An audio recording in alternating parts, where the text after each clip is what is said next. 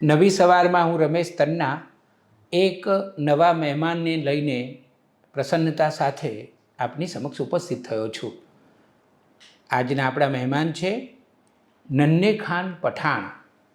અલબત્ત લોકોમાં એ નાનુભાઈ પઠાણ તરીકે જાણીતા છે. જસુભાઈ કવિનું નામ તમારામાંથી ઘણા બધાએ સાંભળ્યું હશે.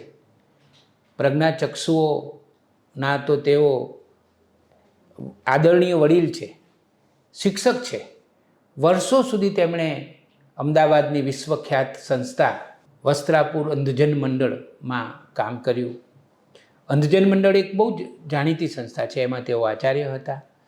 એમના હાથ નીચે અને હૃદય સાથે અનેક વિદ્યાર્થીઓ પસાર થયા. એમાંના એક નાનુભાઈ છે. નાનુભાઈ સાથે જેમ જેમ આપણે વાતો કરતા જઈશું એમ બધી રસપ્રદ વાતો આપણને જાણવા મળશે. એટલે હું વધારે પરિચય નથી આપતો અને હવે સીધું નાનુભાઈ સાથે સીધો સંવાદ કરું છું. નાનુભાઈ નમસ્તે. નમસ્તે સર. મારે પહેલો સવાલ તમને એ પૂછવાનો છે કે તમે ફિઝિયોથેરાપિસ્ટ છો, તો ફિઝિયોથેરાપિસ્ટ કેવી રીતે થયા અને કેટલા બધા ક્રિકેટરો સાથે તમે સંપર્કમાં આવ્યા અને એમની સાથે તમારો સંબંધ પણ બંધાયો, ત્યાંથી આપણે શરૂઆત કરીએ. એટલે મેં ફિઝિયોથેરાપીનો કોર્સ અંધજન મંડળ વસ્ત્રાપુરથી કર્યો.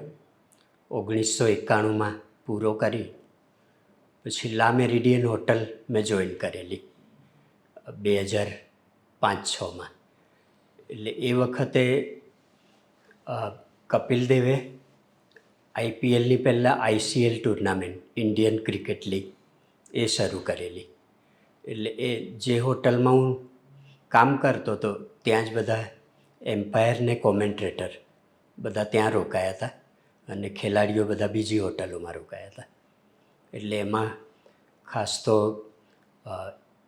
ટોની ગ્રેગ ઇંગ્લેન્ડથી હતા, સાઉથ આફ્રિકાથી પેટ સિનકોક્સ, પછી આપણા ભારતના હીરાપલ્લી પ્રસન્ના, અતુલ વોલ્સન, એટલે ઘણા બધા ક્રિકેટર. અને એમાંના કેટલાક સાથે એટલી આત્મીયતા, કેમ કે લગભગ એ લોકો 1 મહિનો જેટલું રોકાયા હતા હોટલમાં. આત્મીયતા એક જાતની બંધાઈ ગઈ મારી સાથે એમને. એટલે રોજ હું રજા ઉપર હોઉં તો પછી એવું થાય કે એ લોકો ત્યાં હોટલના જીમમાં હું કામ કરતો હતો. એટલે જીમમાં જાય નહીં તો બીજો સ્ટાફ મને બીજા દિવસે કહે કે તમે ના આવ્યા તો આ લોકો બી ના આવ્યા. અચ્છા, તો તમે એમને બધી થેરેપી કરાવતા હતા? હાજી, મસાજ આપતો હતો અને હોટલ એ જીમનું રિસેપ્શન હું સંભાળતો હતો. એટલે એ લોકોને નીચે આવે એટલે પહેલાં રજિસ્ટરમાં એન્ટ્રી કરાવું, ઇન ટાઈમ જે હોય, શું શું વાપરવાના છે એ લખાવડાવું. પછી લોકરની જરૂર હોય એમને તો લોકર પ્રોવાઈડ કરતો હતો ચાવી આપીને. પછી એમને જે ચેન્જિંગ રૂમમાં જે જે જોઈતું હોય, દાખલા તરીકે એમ સાબુ હોય, શેમ્પૂ હોય, ક્રીમ હોય, બોડી લોશન, એ બધું મારા અંડરમાં હતું. એટલે એ બધું હું એમને આપું, પ્લાસ્ટિક બેગ જૂના કપડાં મૂકવા માટે. એટલે એ લોકો મને કહે કે તમે બ્લાઇન્ડ હોવા છતાં આટલું બધું કરો છો. મેં કીધું સાહેબ આ તો મારી ફરજમાં છે, હોટલ એની માટે મને કંઈક આપે છે તમારી સેવા માટે. પણ નાનુભાઈ, સવાલ એ થાય કે તમે પ્રજ્ઞાચક્ષુ છો, તો પછી એક ફિઝિયોથેરાપિસ્ટ તરીકે તમે કેવી રીતે કામ કરો છો? ફિઝિયોથેરાપીમાં એવું છે કે અમને ભણાવવામાં આવે ફર્સ્ટ યર ને સેકન્ડ યર, 2 વર્ષનો કોર્સ. એમાં પહેલા વર્ષમાં ફિઝિયોલોજી, એનાટોમી શરીરની, પછી એક ફિઝિયોથેરાપીનો વિષય હોય, સાયકોલોજી, આ બધા સબ્જેક્ટ હોય. અને બીજા વર્ષમાં મેડિકલ કન્ડિશન, સર્જિકલ કન્ડિશન, આ બધું ભણાવવામાં આવે. હાલમાં તો હું ખાસ કમરનો દુખાવો, ઘૂંટણનો દુખાવો, એક્યુપ્રેશર આપું છું, બોડી મસાજ કરું છું. એટલે તમે જોઈ ન શકતા હોવા છતાં પણ આ કરી તો શકો જ. જી સર. અને સરસ રીતે કરી શકો. હાજી, બહુ સારી રીતે. એટલે તમને અભિનંદન કે તમે એક સુંદર પ્રવૃત્તિ કરી રહ્યા છો અને લોકોને સ્વસ્થ રાખી રહ્યા છો. તમારું કામ એવું છે કે તમે લોકોને સ્વસ્થ રાખો છો અને દુખાવો ઓછો કરો છો લોકોનો. હવે મારે તમારા જીવન વિશે થોડું જાણવું છે. જસુભાઈ સાહેબ પાસેથી તો થોડુંક મેં જાણ્યું એટલે મને ખૂબ રસ પડ્યો. તમારું મૂળ વતન તો અયોધ્યા, એટલે ઉત્તર પ્રદેશના છો તમે. તો એ તમારા જીવન વિશે થોડી વાત કરો ને અમને. જન્મ થયો એ જ અયોધ્યા, બાકી મારી માતૃભૂમિ ગુજરાત થઈ ગઈ. મારા એક દૂરના કાકા મા બાપ જતા રહ્યા ભગવાનને ત્યાં, પછી એમણે મને એડોપ્ટ કર્યો ને અમદાવાદ લઈ આવ્યા. એમનો રખિયાલ કરીને વિસ્તાર છે અમદાવાદમાં, ત્યાં ઘાસચારાનો ધંધો હતો, જે ઢોર લોકો ખાય ને. એટલે એ મને અમદાવાદ લાવ્યા ને થોડા ટાઈમ ઘરમાં બેસાડ્યો. પછી એક અંધ વ્યક્તિ એમને મળ્યા હશે આવતા જતા, તો એમને જોયું હશે કે આ તો અપ ટુ ડેટ છે ને મારો છોકરો તો ઘરમાં બેસી રહે છે. પછી બધું પૂછ્યું ને એમણે નવરંગપુર આશ્રમ રોડ ઉપર એક સ્કૂલ છે એના વિશેની માહિતી આપી. એ વખતે હું ખૂબ નાનો હતો, એટલે એમણે ત્યાંનું સજેશન આપ્યું કે અહીંયા બાળ મંદિરથી 10 ધોરણ સુધીની સ્કૂલ છે, એટલે ત્યાં મૂકો. અને એમની પ્રેરણાથી મારા કાકા ત્યાં લઈ ગયા. હવે નામમાં બન્યું એવું કે મારું નામ તો ઓરિજિનલ બીજું હતું, નન્ને ખાન. અને આ મારા કાકા થોડા અભણ હતા, એટલે એમને થયું કે અહીંયા તો બધા હિન્દુ લોકો છે, તો મારા છોકરાને નહીં લે. એટલે પછી નાનુભાઈ નામ લખાવી દીધું. અચ્છા. અને એમને એ ખ્યાલ નહીં કે પઠાણ અટકથી બી લોકોને ખબર પડશે. એટલે આ એક સારો કિસ્સો કહેવાય. પણ તમે આંખો કેવી રીતે ગુમાવી? આંખોમાં એમાં એવું થયું કે હું જન્મ્યો હોઈશ અને થોડા સમય પછી મારી માતા એક્સપાયર થઈ ગયા, અને એમાં હું રડ્યા કરતો હોઈશ. એમાં આંખમાં કંઈક ઇન્ફેક્શન થયું હોય કે ગમે તે હોય. મારા પપ્પા લોકો કહે છે એ પ્રમાણે કે નશો કરતા હતા દારૂનો, એટલે આંખમાં એ ઇન્ફેક્શન થયું એના હિસાબે એમને આંખના ટીપાની બદલે બીજું કંઈક નાખી દીધું. એટલે એ વખતના લોકો તો કહે છે કે દારૂ નાખ્યું, પણ હવે ડૉક્ટર માનતા નહોતા કે દારૂથી કંઈ થાય નહીં. એટલે મને કોઈ એસિડિક વસ્તુ હોઈ શકે, એવું બની શકે. અથવા તો અને નશામાં હોય તો એમને ખબર ના. હા, દેશી દારૂ હોય તો કદાચ એ ભઠ્ઠીમાં બનાવેલો હોય તો એ બી નુકસાન કરી શકે. બંને આંખોમાં નાખ્યું હતું? હાજી, જમણી આંખ ફૂટી ગઈ છે, પડદો ફાટી ગયો, બળી ગયેલો. એટલે તો કોઈ દિવસ પપ્પા ઉપર ગુસ્સો આવે? હા, ના, બિલકુલ નહીં. મને અંધત્વ મળ્યું એ મને આશીર્વાદરૂપ લાગે છે. હંમેશા કહેવત છે ને, ભગવાન જે કરે એ હંમેશા સારા માટે કરે.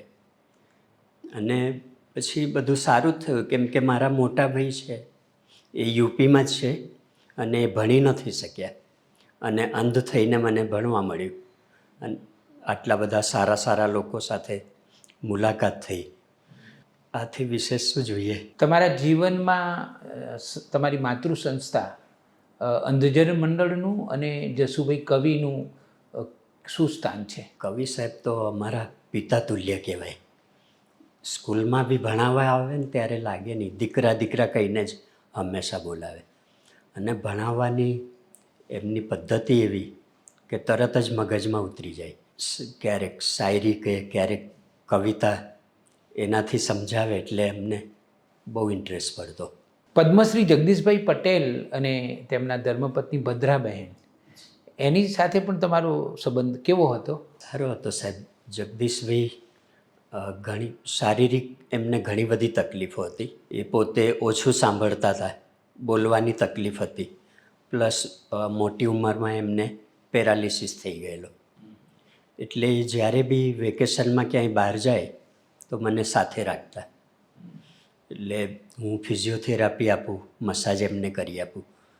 અને ભદ્રાબેનને બી એમને ઘૂંટણમાં કોઈ દુખાવો હોય કે ગમે તે હોય તો એ પણ. અને એ વખતે જગદીશભાઈ ભદ્રાબેનને કહેતા કે ભદ્રાબેન આપણે આ છોકરાને આપણો દીકરો બનાવીશું, એના લગ્ન કરાવીશું, ઘર અપાવીશું, નોકરી પણ આપીશું.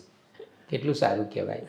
પછી મને એમ થયું કે હું અંશાળા કરતાં બહાર નીકળીશ ને સામાન્ય લોકો વચ્ચે તો એમાં મારો વિકાસ સારો થશે. હવે છેલ્લે હું એક એક લીટીમાં સવાલ પૂછીશ અને તમારે કાં એક શબ્દમાં જવાબ આપવાનો છે અને કાં એક લીટીમાં જવાબ આપવાનો છે. એટલે નાના નાના સવાલો અને નાના નાના જવાબો. તમારું મનગમતું પુસ્તક કયું? સ્પર્શ. કોણ લેખક છે? મેગેઝિન છે. એ તમારું મનગમતું છે. તમારા જીવનમાં આવેલા અને તમને ગમતા તમારા પ્રેરક વ્યક્તિ? આપણા જસુભી કવિ સાહેબ. મનગમતો સુવિચાર, કોઈ એક વાક્ય, કોઈ એક અવતરણ જે તમને ખૂબ ગમતું હોય? ભગવાન જે કરે તે સારા માટે કરે. તમારી દૃષ્ટિએ સંબંધોની વ્યાખ્યા શું? સંબંધ એટલે શું? સંબંધ એટલે બે વ્યક્તિ વચ્ચેનો સમન્વય. તમારી દૃષ્ટિએ જીવન શા માટે છે? જીવન આપણને આપણે લોકોને કઈ રીતે પ્રેરિત કરી શકીએ. તમારી દૃષ્ટિએ સાચું સુખ શેમાં છે? સંતોષ. તમારી દૃષ્ટિએ પડકારનો સામનો કેવી રીતે કરવો જોઈએ? હિંમતથી. તમે ભારત દેશ માટે શું વિચારો છો? દેશભક્તિ બધાના દિલમાં હોવી જોઈએ. અને છેલ્લો એક લીટીમાં પૂછાયેલો સવાલ અને તમારે ટૂંકમાં જવાબ આપવાનો છે તે સવાલ, તમારી દૃષ્ટિએ દ્રષ્ટિ એટલે શું? દ્રષ્ટિ એટલે આપણે બીજી વ્યક્તિને આંખથી નહીં પણ બીજા બધા રીતે એમાં સામેની વ્યક્તિમાં શું શું પ્રેરણાદાયક મળે છે એ જોવું. હાજી. કેટલું સરસ. તો આ હતા નાનુભાઈ પઠાણ. પ્રજ્ઞાચક્ષુ છે પણ જીવનને ખૂબ સરસ રીતે, સાચી રીતે જોઈ શકે છે અને જીવી પણ શકે છે. નાનુભાઈ, તમે નવી સવારના સ્ટુડિયોમાં આવ્યા અને અમારી સાથે આટલો રસપ્રદ સંવાદ કર્યો જે અમારા નવી સવારના પ્રેક્ષકોને ચોક્કસ પ્રેરણા આપશે. હું તમારો ખૂબ ખૂબ આભાર માનું છું. આપનો પણ ખૂબ ખૂબ આભાર રમેશભાઈ સાહેબ, મને મોકો આપ્યો આ સ્ટુડિયોમાં આવવા માટે.